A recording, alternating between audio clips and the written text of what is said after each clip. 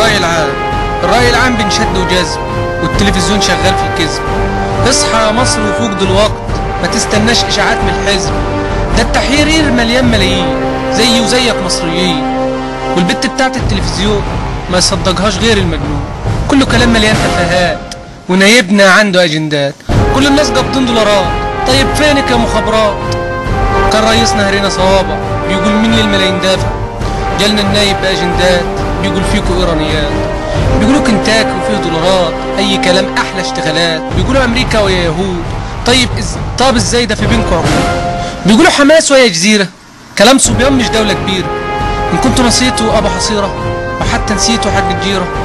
فاكر غزه وعمو شليط، فاكر بوش، فاكر التفويت، فاكر بغداد اللي غزيت، فاكر شعبك ولا نسيت؟ فاكر بغداد اللي غزيت، فاكر شعبك واللي نسيت ولا نسيت؟ فاكر عبرت وممدوح، فاكر مين ساب وروح؟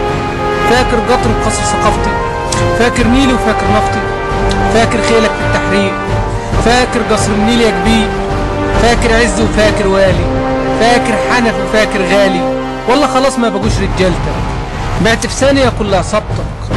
فاكر تعديل الدستور، فاكر كام عليت في قصور، فاكر غزلي وفاكر أرضي، فاكر مالي وفاكر عرضي، فاكر تشكي وفاكر سينا، فاكر سيدي كرير ومارينا، فاكر سرطاني وفيروسي، فاكر عيشي ويا غموسي.